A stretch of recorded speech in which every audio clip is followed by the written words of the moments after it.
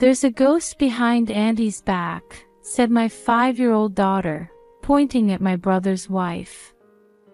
We were all busy preparing for a family gathering at our parents' house when her words startled us. My brother laughed nonchalantly at my daughter's comment, but in stark contrast, his wife turned beet red and raised her voice. "Don't say things like that." Surprised by her sudden anger, I stopped what I was doing in the kitchen.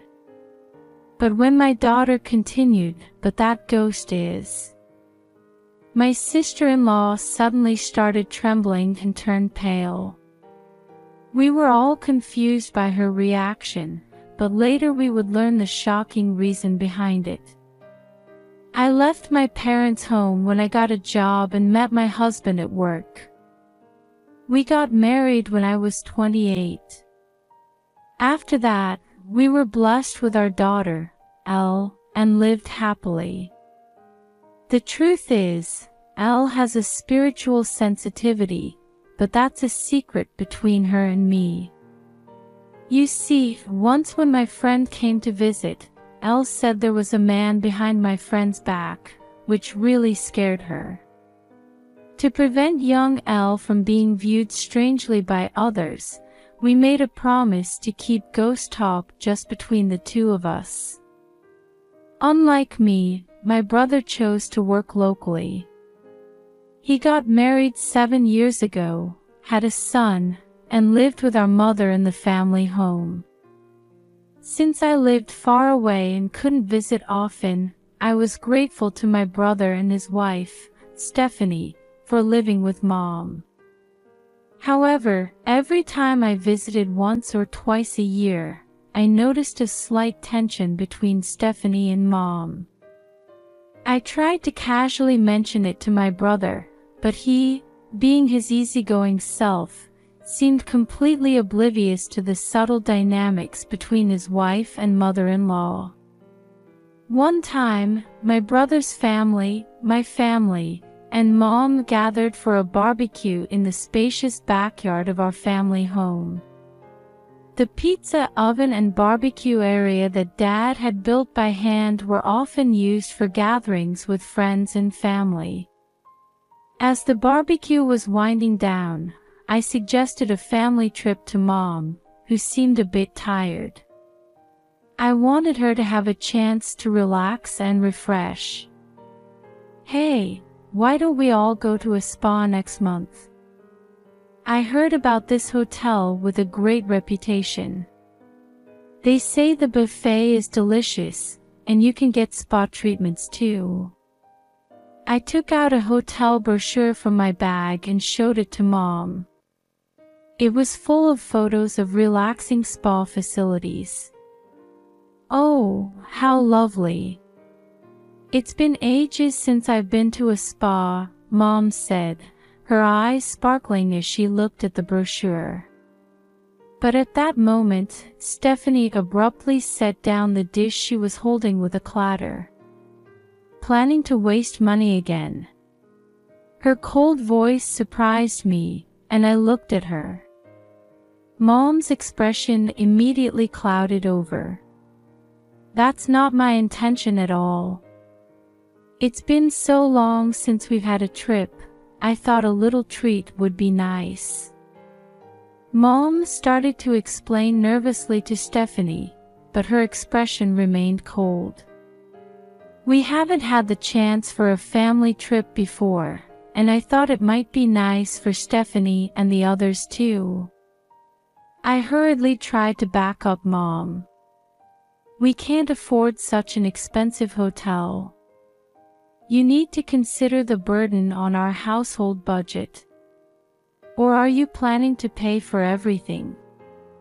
She said this without even a hint of a smile, turning her gaze towards me. I was left speechless by her words, and Mom fell silent, looking down. "Well, our son is starting elementary school next year. There will be a lot of expenses," my brother chimed in with his usual laid-back tone, probably trying to smooth things over, but the atmosphere remained heavy. There was hardly any conversation after that, with only the quiet sounds of cleaning up echoing in the twilight. It was February of the following year when we received the sudden news that Mom had passed away. I was in the middle of packing my suitcase for a late visit home, as my husband and I had been too busy with work to return for the Christmas holidays. Mom, who had always prided herself on her good health with no chronic illnesses, what could have happened? In my shock and grief, I immediately contacted my brother, who told me that she had collapsed in the shower room. I had heard that many elderly people collapse in the bathroom due to sudden changes in blood pressure from temperature differences. But I never imagined it would happen to my own mother. I remembered how happy she looked when I suggested the family trip. Tears welled up and regret filled my heart. If only I had taken just Mom to the spa. The funeral was held soon after, and throughout the service, I noticed my daughter looking at me repeatedly, as if she wanted to say something. However, in my grief and confusion, I didn't have the emotional capacity to listen to her at that time, even though her expression nagged at me. That summer, I returned to my parents' home for a family gathering. There was so much to do, and time flew by as I helped my brother and Stephanie with the preparations. As relatives started arriving and the house became bustling with activity, my daughter Elle was quietly reading a book with my brother's son. Suddenly, she stood up and pointed at Stephanie. "There's a ghost behind your back." At those words, the adults around her paused for a moment to look at her, but quickly returned to their tasks, laughing and saying things like, "I wonder if children can see such things." My brother also laughed casually and placed his hand on Elle's head. However, Stephanie, who had been pointed at, turned bright red with anger. "Don't say things like that," she shouted. Elle, suddenly scolded, looked up at Stephanie with a confused expression. "But that ghost is Grandma," my daughter announced. The moment Elle said this, Stephanie turned pale and began to tremble. Something was off. While my brother was perplexed by Stephanie's sudden change in behavior, knowing about Elle's spiritual sensitivity, was pondering the meaning of her words. Could it be that Mom's death wasn't an accident? Determined to know the truth, I decided to investigate what had happened to Mom. Even though it was my family home, I felt uncomfortable rummaging around without permission. So, I decided to ask my brother for help. I had just heard from him that Stephanie was planning to take their son to visit her parents for a few days. Realizing this was my chance, I quickly made preparations and headed back to the family home to investigate with my brother. Upon arriving at the house, I immediately went to Mom's room. As I entered, I saw the small desk with photos of Dad and her 2 grandchildren, along with gardening magazines from her hobby. My heart clenched at these reminders of Mom. But I took a deep breath, reminding myself that now wasn't the time for sentimentality. First, I started opening the drawers of Mom's dresser one by one from the top. There weren't many clothes, and it seemed they hadn't been touched since Mom passed away. As I reached into the back of the bottom drawer, my hand touched something hard. "What's this?" The object I felt was a small notebook. When I looked inside, I realized it was Mom's diary. As I turned the pages, I gasped in shock. Coming to my senses, I turned to my brother. "Brother, this..." What is it? Are you okay? I found this in Stephanie's room. My brother said, holding out a piece of paper before I could show him the diary. The moment I saw it, I was certain that Mom's death was no accident. A week later, I visited the family home again with my husband and daughter. The house felt empty and lonely without Mom. That day, the children had tired themselves out playing and were dozing off early, so my husband took them to the bedroom. Seizing this opportunity, I called out to Stephanie. "Stephanie, I'd like to talk to you in the living room. Can you come?" She looked a bit annoyed at being interrupted from her chores, but followed me nonetheless. "What is it? Why so formal all of a sudden?" Stephanie crossed her arms and stared at me. "It's been half a year since Mom passed away. Stephanie, isn't it time you told us the truth?" "What are you talking about?" Facing her cold expression, I pulled out Mom's notebook from my bag and held it out to her. "This is the diary Mom wrote before she died. I'm going to read what's written here." Stephanie's eyes seemed to waver for a moment. "Lately, I can't seem to get up in the morning.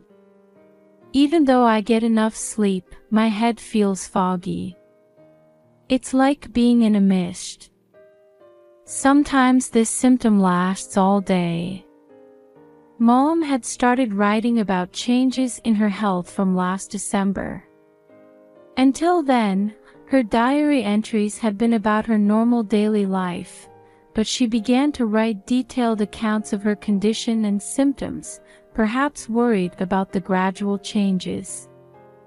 It was written that she had been experiencing more dizzy spells and could barely walk, but Stephanie had insisted she go shopping, forcing her to go out even when she didn't feel well. After meals, she would be hit with strong drowsiness and often couldn't concentrate.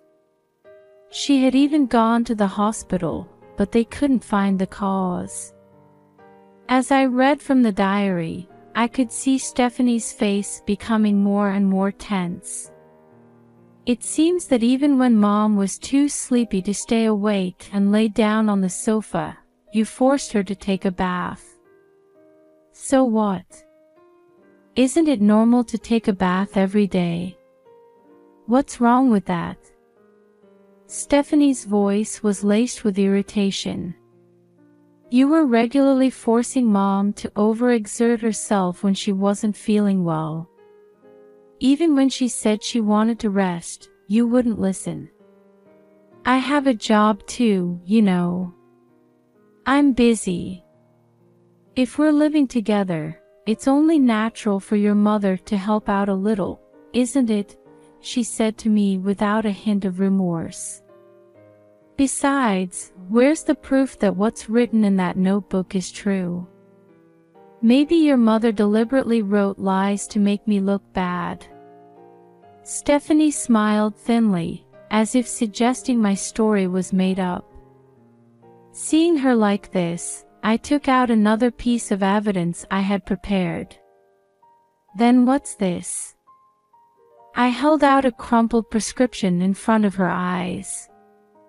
This was what my brother said he had found in Stephanie's room. You tried to make Mom's death look like an accident by making her take large doses of this sleep-inducing medication, didn't you? The symptoms of drowsiness and dizziness are typical side effects when this drug is taken in large amounts. Stop with these baseless accusations. That's medication I use myself. As Stephanie turned away, trying to feign innocence, my anger was about to reach its peak when suddenly, the door opened with a bang. We both startled and looked towards the sound. Standing there was my daughter, who was supposed to be in the bedroom. The grandma behind Andy's back looks angry, Elle said, pointing at Stephanie just like before.